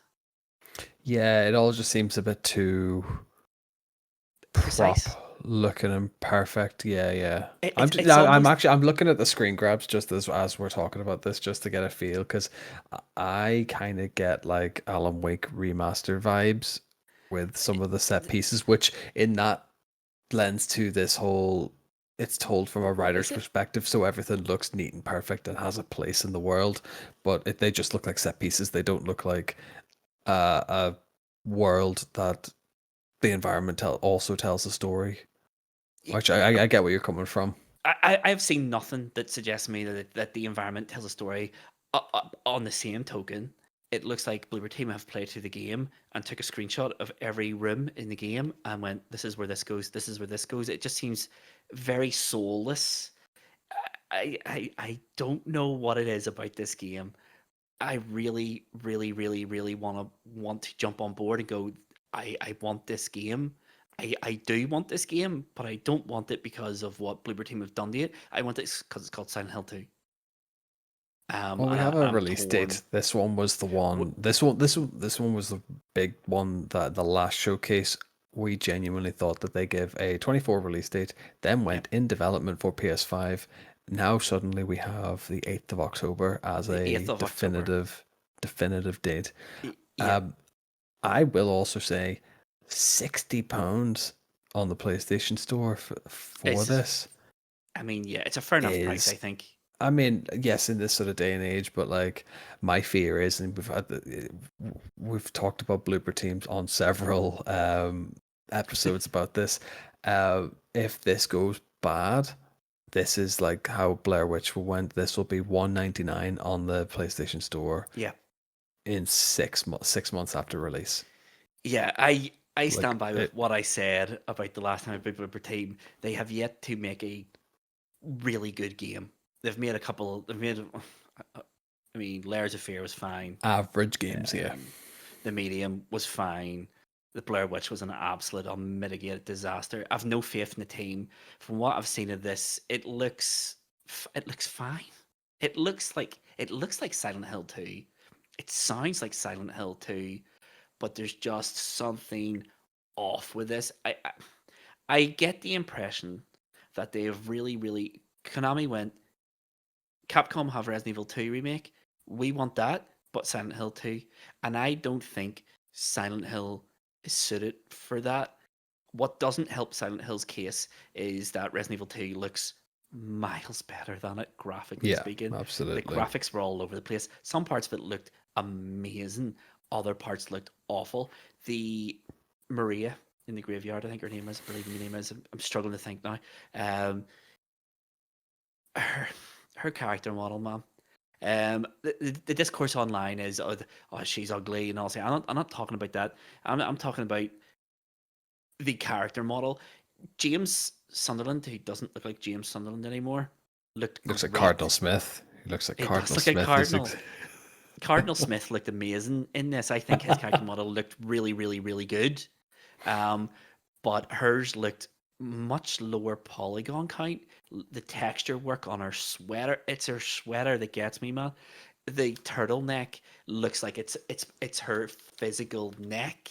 There's no separation between her neck and the jumper. There's no shadow. There's no nothing. It looks like a flat texture.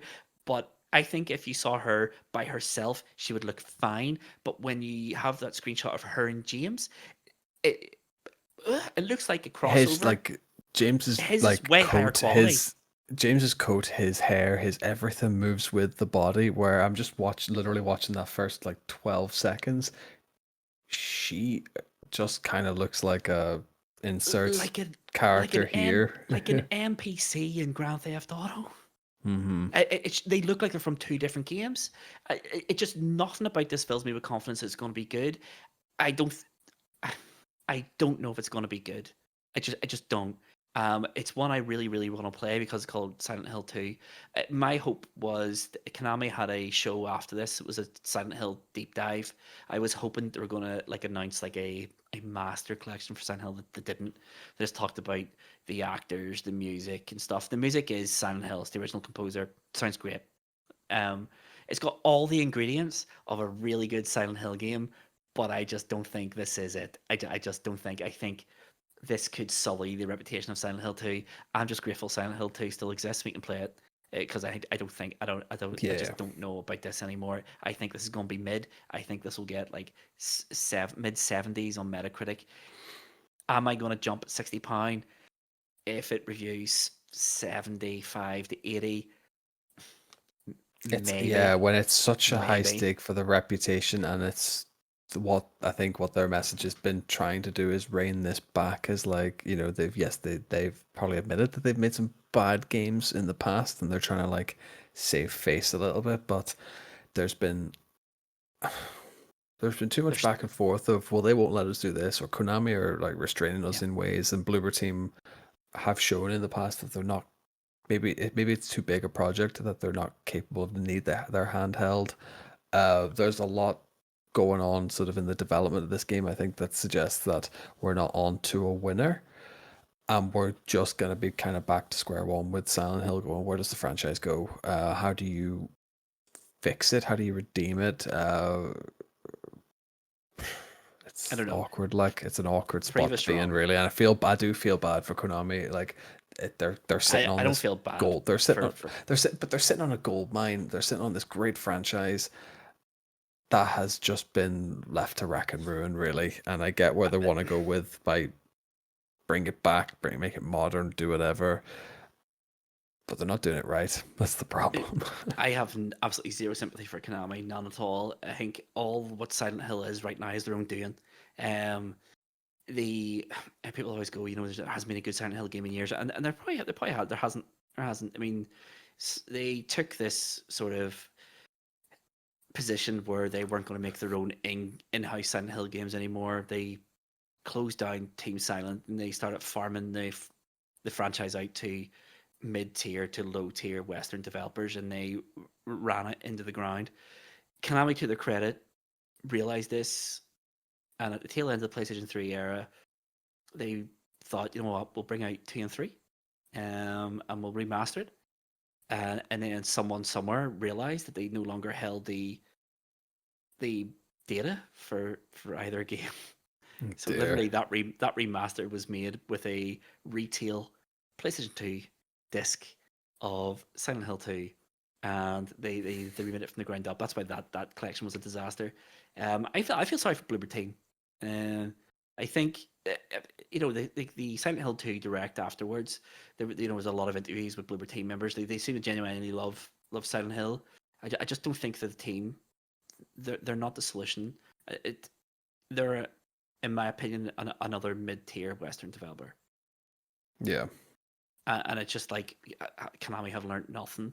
I feel sorry for Bloober. I know there's chat that they had a deal with, I want to say Embracer, but I know it's not Embracer. But they have a deal for an unannounced game with Take Two. Take Two. And Take Two have announced that they're closing down their indie game department, and that Dear. all these unannounced games, and they did specifically mention Bloober Team is no longer happening. I think this could be make or break for Bloober Team if this doesn't hit and hit hard. I think it could spell disaster for the thing. I don't like saying that, and I would never wish that on anyone, but this game needs to hit for a number of reasons. One, it's We could Silent be Hill. wrong at the end of the We day. could be. I mean, I would. We could be seeing this from a completely wrong perspective, and then this could have, like, maybe there's a side of the internet that we're not seeing that absolutely love and I adore what has been put out in the last couple of, like, last year or so, I would say now. Yeah, I would love nothing more than Bloober Team to prove me wrong and create one of the greatest remakes of all time with Silent Hill 2. That's my hope for it. I would love it to be as good as Resident Evil 2. I would love it to be as good as Resident Evil 3, as Resident Evil 4. I'm all for it. Make it that good, and I will buy it twice. That is my promise to Bloober Team. If this hits 80, mid 80s, low 90s on Metacritic, I'll buy it twice. Solo, because I really, really, really want this to be good, and I know I'm ripping on it here, but it looks fine.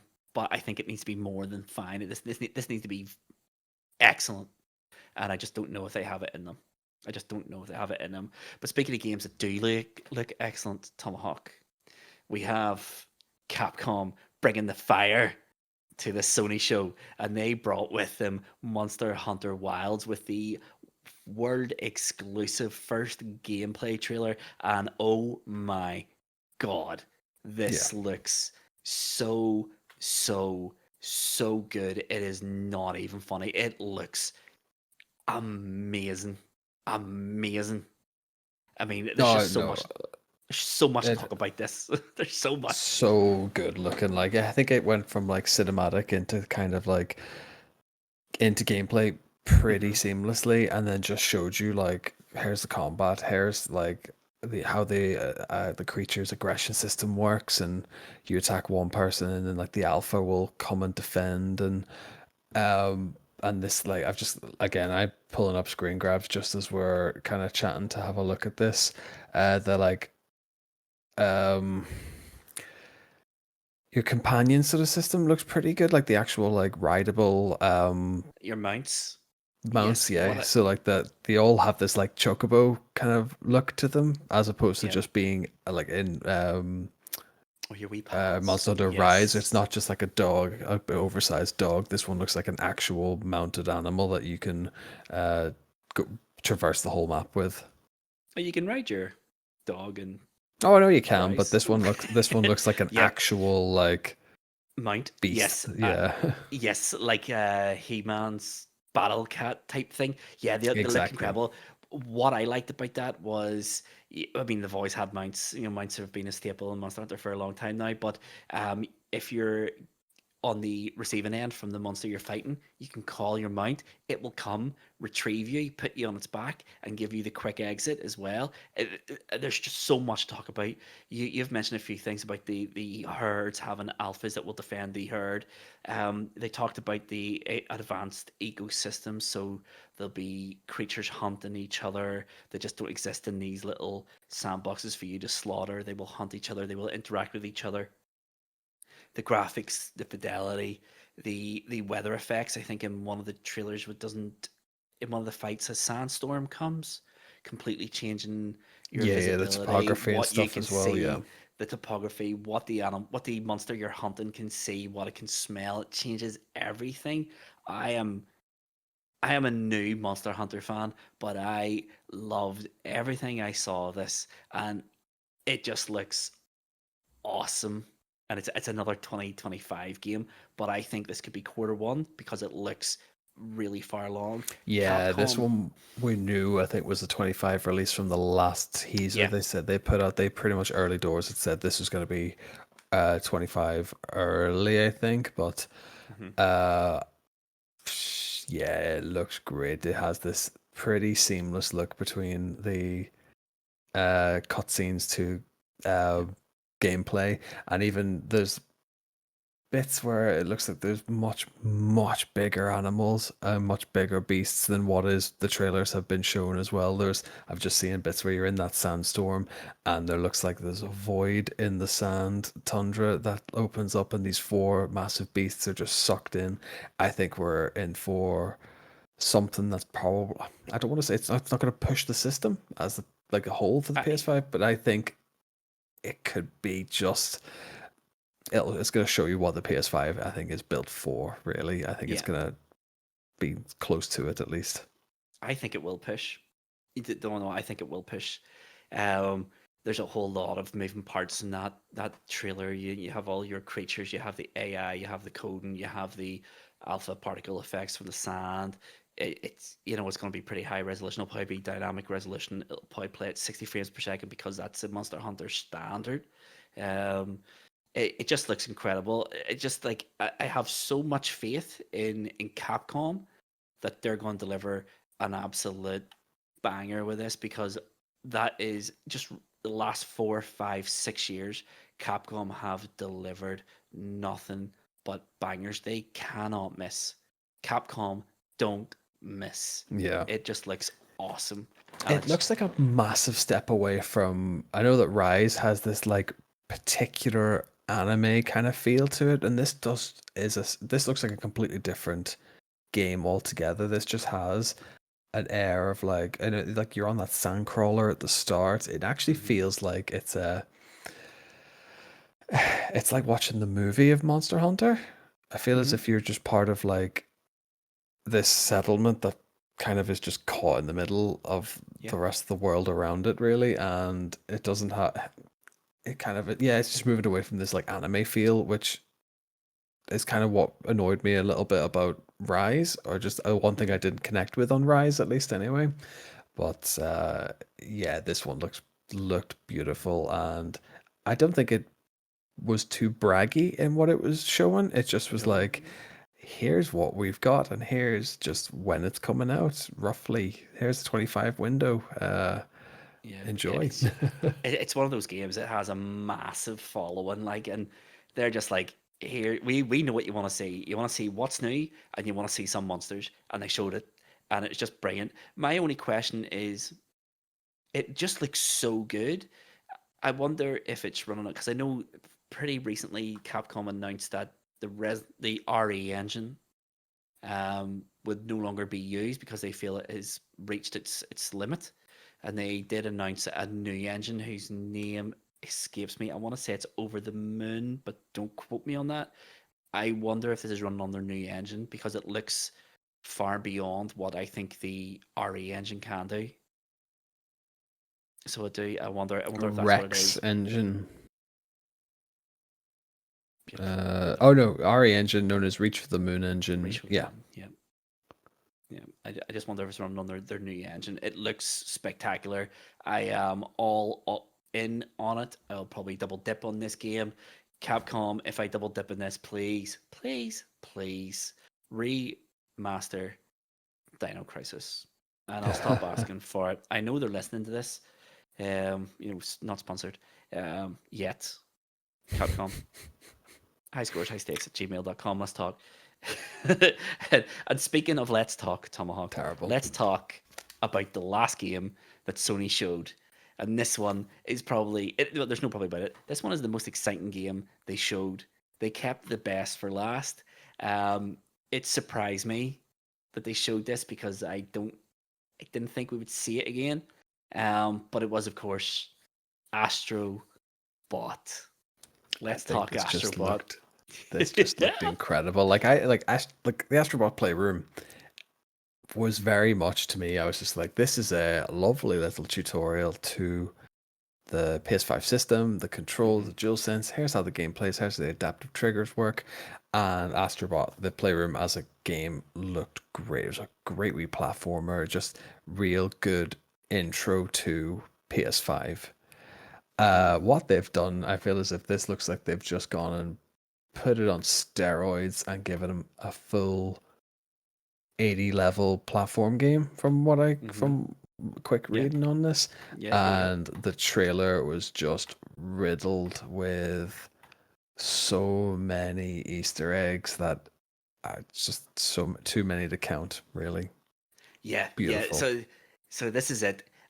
I love Astrobot. I think Astrobot is a great looking mascot. He is so cute. My kids love Astrobot. Their favorite thing to play on the PlayStation is on the camera. I can't remember what it's called. I think it was called Playroom, but there's one where you can get all these Astrobots out of the DualShock 4 controller and then you can like interact with them like iToy. Kids love it. My kids love it. I love Astrobot's Playroom.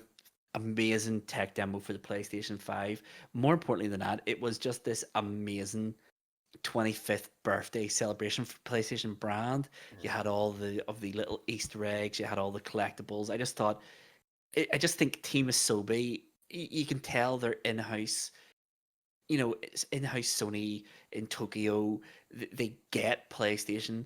They get what gamers want, and more importantly is that they make great games. I mean, Yeah. Astrobot's Playroom had no right to be as good as what Astrobot's Playroom was. It just didn't. It's a pack-in tech demo it's arguably one of the PlayStation 5's best games. Um, Astrobot's rescue mission on the PlayStation VR was incredible. It is one of the most incredible platforming experiences I've ever had in gaming. For me, and I know this is just my own personal opinion, I think Astrobot is Sony's Mario, and more importantly than that, the two games that exist with him are as imaginative, as well designed, as they're almost as good as Mario games. Yeah, no, Almost. it has that feel to it. Like I think what they do so cleverly, I've took a screen grab and I put it in the chat in the Discord or whatever, and it just shows how like integral rather Mario exists within Mario, Hmm. but doesn't. Whereas Astrobot kind of is like so referential to the PlayStation family as a whole. Like even that like last little snippet where all of his crew are on like PlayStations. the PlayStations, the controllers, the adapters, the grips, the microphones, all different. Like every accessory that's ever existed for the PlayStation is like has a place in a home, and it's a lovely little throwback. But like it shows this lovely progression of the system from its Hmm. inception to where we are now, and I think like it'll be daft. It'll be probably if it's a full price game, whatever. If it's free to play, even better. Won't Um, be free. no, It's not free. definitely It's not not. free. It's It's not free. They announced a physical edition straight oh, after the did show. they? Okay, Yep. okay. Uh, it'll look great. I think it's but I think it'll just continue to be this like here's how the systems progress, and I think that as the game mechanics will go, it'll be like, oh, here's what we can do now. Here's what the game is or the game is physically capable of testing the system. Maybe not to the higher extents of the likes of Spider-Man 2 or whatever, or anything like that, but this will show off, I think, a few features, definitely. Yeah. Yeah. I agree with all that. I think, yeah, but Mario exists inside Nintendo's universe. Astrobot exists inside PlayStation. Literally. I mean, Astrobot's Playroom is inside of your PlayStation 5. Yeah. Even in the VR game, they existed inside your controller. It's just, they're so imaginative. The trailer just showed so much. I think afterwards, you're right. They said 80 levels, 6 galaxies. I think they said there's like over 70 new enemy types. And they said there's going to be lots and lots of PlayStation references, PlayStation cameos. I think in that trailer we saw Kratos Yeah. and Nathan Drake. They And said there's Aloy and stuff, all the big hitters, yeah. Yes, and they said that they've got way more, and they're not announcing any of them because they don't want to ruin the fun or the surprise. I think the key for this one, and you've sort of alluded to it there, is it's not free. It won't be on PlayStation Plus. How much do they charge for this? So it is. If the quality's there and it's a good platformer, which I've no doubt it will be, it's Team Asobi, they know what they're doing. Um, how much do they charge for this? So perception of Astrobot is probably, very few people owned the PlayStation VR, so not many people I would imagine have played Rescue Mission. So 90% of people who know of Astrobot will know it from that free demo they got with their PlayStation. Yeah. And how do you convert them from this is a free game to hi, please give us money for this How do bigger you version of monetize what you this got for exactly? free? Yeah. So are they going to go the £70 model? I think they should, personally. If the game is good, they obviously believe in it because it was the closer of their show. It's there essentially one more thing. Um, are they going to go £70 and hope people pay £70 for a platformer? Can anyone get away? Can Nintendo get away with charging £70 for a Mario game? Probably because it's They do Nintendo. every time, like, yeah. Yeah. So can Sony? Does Astrobot have the pulling power of Mario? No. I don't think it'll be a £70 game. Not a Um, chance. I don't know. I don't know. How much do you sell us for? That's a problem. That's the problem Sony's going to have. How much do you sell us for? That's it. How It's much? How cheap can they go? Still post a profit and not pass that invisible line gamers have of how much is too much. I guess we'll find out on the 6th of September. That's Yeah, because that's when it releases. 1 week after Concord, may I add. It's 1 week Oh, after should we Concord. keep a? We'll have to keep a live track of who outsells what, Concord or Astrobot. I have no doubt Astrobot is going to outsell everything in September. I think it's going to be a massive hit for Sony if they price it right, if they pitch it right, and if they market it right. I saw the Champions League final on Saturday. They had an Astrobot pinball arcade machine outside Set up in of London, Wembley. yeah, I did see Yes, that as well. So the marketing's genius there marketing for for it. this. Yeah, I think he speaks for himself. Sony have never skimped on marketing campaigns for their bigger games. I think they view this as their biggest release of 2024. That's why it's the last thing we've seen. They give it quite a bit of time as well. I think it was 4.5 minutes. The second good long longest time showing of it. the second longest game they showed after Concord, which got 11 minutes. It'll So be interesting now. Sony have big Really, hopes for really this. interesting. I for one welcome Astrobot into the universe. I hope we get many, many, many more games of them, and I really, really, really hope this game's great, and I really hope that the reviews reflect how good a game this could potentially be. I really do. I really hope it doesn't get that Super Mario Brothers tax, if you know what I mean, where you play a great That's platformer it. because it's not called Mario. We'll take five off of it. Let's see. I think it's got potential to be amazing. I'm totally on board for this. I will buy this day one. It looks I'm on like board, what they're. It looks like what they're able to regardless. do. They have this brilliant pulling power now that they can create this own they can create this own level structure for it, but they also have this ability now that they can. We saw it in a few teasers. You know, these Astrobots dressed as Kratos, he's dressed as Aloy. Nathan Drake, he's dressed as the sprites from Journey as well. We saw Hmm. they have this ability to like dip and duck into other games and other platforms and other levels from other franchises within the Yep. sort of Sony family, I guess. They also have this ability to just build their own world for Astrobot and kind of build a fan base and a franchise off that as well. So all for it. Like it was a great finisher. I think it just was so bright, so vibrant. It looks stunning, and I just know rightly that when you're flying the DualSense, that's gonna Yes. really bring the controller capabilities to Yep. another level. Like And it'll show what the PlayStation 5 can do as well. The music as well, special mention for the music. I mean, the Astrobot games always have great music. The saga pick for this, I think it must be called something along the lines of "What's Your Name," and it's that like synthesizer type robotic voice singing. It just hit everything so well. I think it's the best game Sony showed. I think it pulled a lot of weight of other games on this show as well. It really left a really good taste in my mouth after watching the show the first time. It left an even bigger smile on my face the second time I watched it. absolutely. It just looks great. It looks amazing. Looks amazing. Sounds amazing. You know it's going to play amazing. I wish it was coming out before September, but now we have a 3 month wait. So maybe Concord will fill No the time void, at all. but we'll see. We'll see. But yeah, that was it. That was the end of the showcase. Um, anything? Oh, don't know what. We'll score it. What is your tier for this Sony show? Sony's State of Play 2024. What is your tier? So S tier to D tier.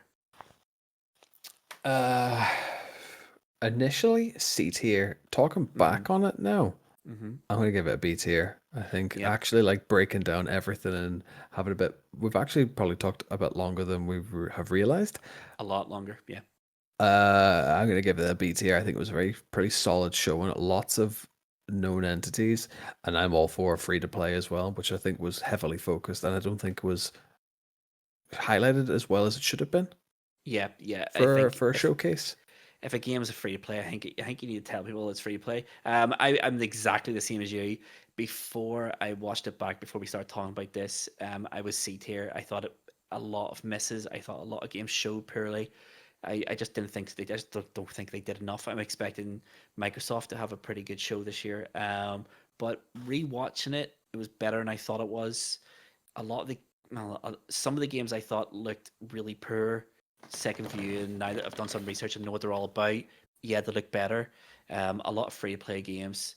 Yeah, I'm B tier for this. I thought it Hmm. was fine. It wasn't mind blowing, but it had its moments, and it had low lows, but it certainly had very high highs. I thought, yeah, overall, B tier show. Yeah. Sony, I think Sony need to do more. Um, but I'm sure they will with time. We're hitting a point now where games are taking 6 years to make. So, Exactly. Yeah, you need to but start yeah, churning out. a good show all round. I thought, there's a lot of games to look forward to. Some really bad sort of things. I think PlayStation VR all but being dead is a terrible thing. Um, but yeah, no, good B tier all day Yeah, long. So we've perfect. scored it, we've talked about it. We're done here. We are spent on talking about the state of play. Let's get to the wrap up section. Sweet. So that is it, Tomahawk. Another side quest, all wrapped up, all done. There's nothing more to say. We talked for so long there, Quite a so long I time there, actually. I am just going to rattle through this wrap up section as quickly as we can. If you want to catch us anywhere else on the internet, please direct your browser to highscoreshighstakes.com. There you'll find logos that you can click on that will bring you to our Twitter, our Twitch, our Instagram, our YouTube, anywhere we are on the internet. You will find it on highscoreshighstakes.com. You can also send us an email there if you wish to give us a longer message. If you haven't, give us a rating on whatever podcast platform you listen to this on, please consider giving us a rating. If you want to give us a written review, that would be superb. Even if you just want to tell family or friends who you think might like the show, please do that as well. Um, what else? I think that's really it. We'll be back Monday with another side quest. The planning and prepping for season 4 hasn't really It's hit its stride yet, happening. but it will. It It's will happening. happen at some point. Yeah. It I is like happening. we'll take the couple of weeks off and then we'll just Go shout out go in some games and see rejuvenated. what sticks, yeah. Go in rejuvenated, fully committed to season 4. But yeah, I can't think of anything else. I I, think I we've have to ticked ask. off Oh, I do. everything. Oh, Our yes. question of the week. Our question of the week. Our question of the week is: what do you think was the best game Sony showed and why? Or, if you want, what is the worst game Sony showed and why? And we are going to be the poll of the week will be what tier would you give a show from S to D tier? Just click the one you want to Cool. give it, and that is it. So please do take your time and get them. If you're listening on Spotify, it's just below the description. If you're listening to it anywhere else, if you go to highscoreshighstakes.com, click on the Podcasters by Spotify link, it'll bring you to there. You can answer the poll question there, or just get in touch with us on social media. However way you want to do it, we're easy. With all that being said, Tomahawk, it is another episode all done. I have nothing more to say. It is extremely late. I think it is the perfect time Yes. to say I have been Mr. Luvva Luvva. This has been High Scores, High Stakes. Thanks for listening, everyone. We'll see you on Monday. Love you all. Bye. Bye. I have also just noticed that I have muted my OBS. So that's going to have no audio for the sync. I'll turn it back on and hope it doesn't mess up with it. Whoops. Sorry, Cardinal. Shall we clap for him so you can see, you can sync the clap? No. Okay, cool. Yeah, Cardinal, you're on your own, mate. Sorry, mate.